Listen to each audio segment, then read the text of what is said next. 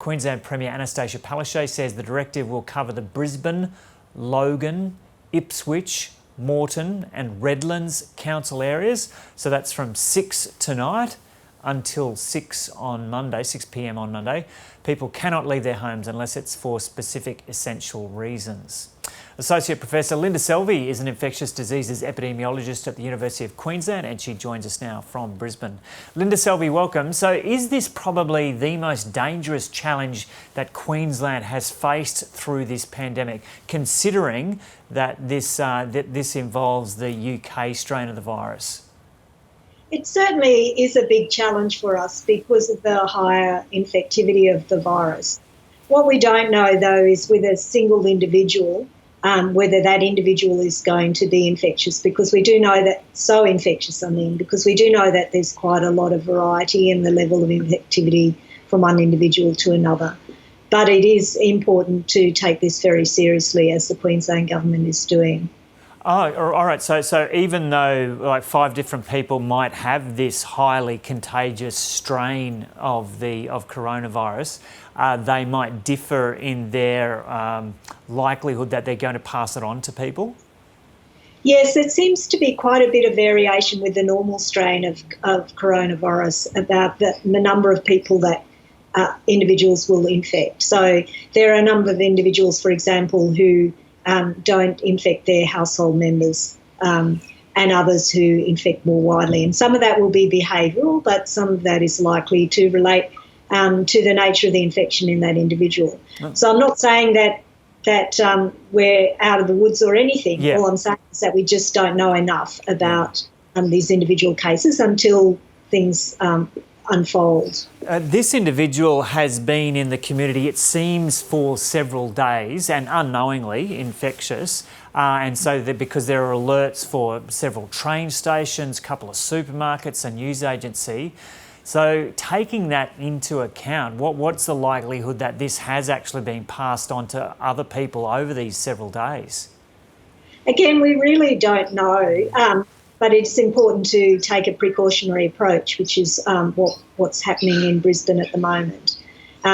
Because, as I said, some individuals don't transmit it very much at all and others do. And while this strain is more infectious, there's still likely to be some variation between individuals. So it's definitely important to take the precautions that are happening, and critically important that people get tested if they have any symptoms at all. Yeah. And is it only significantly after the situation you can tell if a virus has been passed on to other people by going back through where they've been? Or could authorities take a look at this cleaner now and study them and say if they've been infectious through that period or not? Well, no, you can't really tell from the individual until you see whether or not they've transmitted it. Yeah. It's clearly the individual will have virus in their nose and pharynx. That's how that was detected in the test, but that still doesn't tell us about the level of infectivity of that individual. Yeah, okay.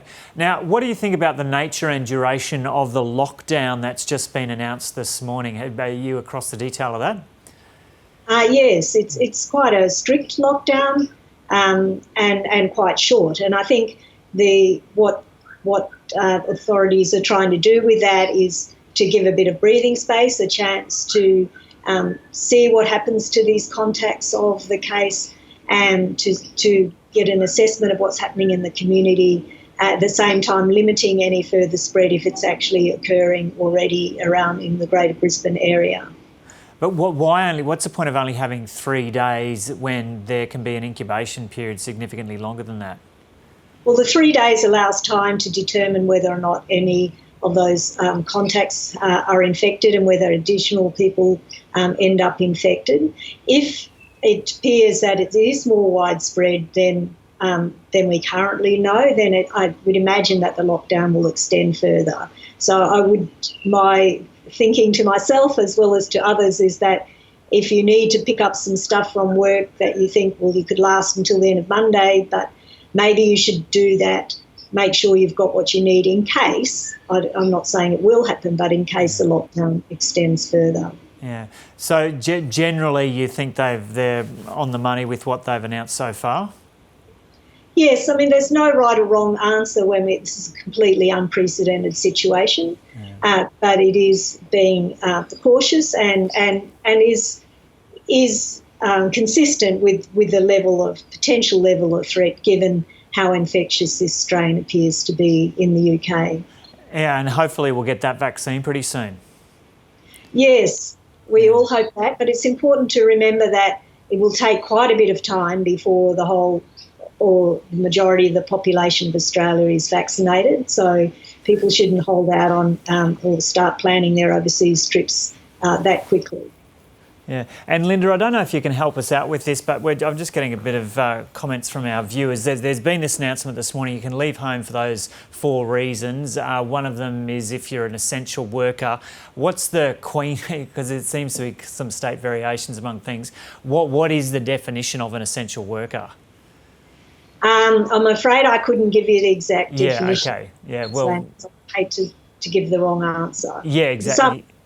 If you're a healthcare worker or a police officer or so on, but I'm sure that there's a lot of other work that people do that's essential, such as keeping us fed and so on, that is also critically important. Yeah, I think it's actually a pretty broad definition, but we'll work to get a more specific definition from authorities there. Okay, Linda, and tell us a bit about the work that you do at UQ. I'm an infectious diseases epidemiologist and a public health physician. Yeah. And I have previously worked in Queensland Health and done quite a bit of broader experience in infectious disease control, including overseas. Now I do research on a range of different factors relating to infectious diseases. Yeah. And what are you focusing on at UQ at the moment?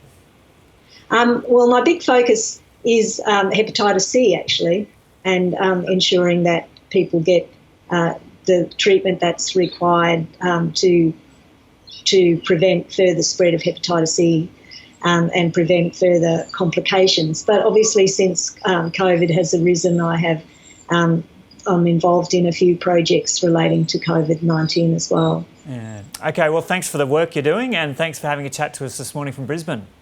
My pleasure. And yeah, good luck with that lockdown over the next 3 days. Yes, thanks. It's all a bit of a shock to everybody, I'm sure. Yeah, because Queensland's had such a good run for such a long time. Okay, Linda Selby there in Brisbane.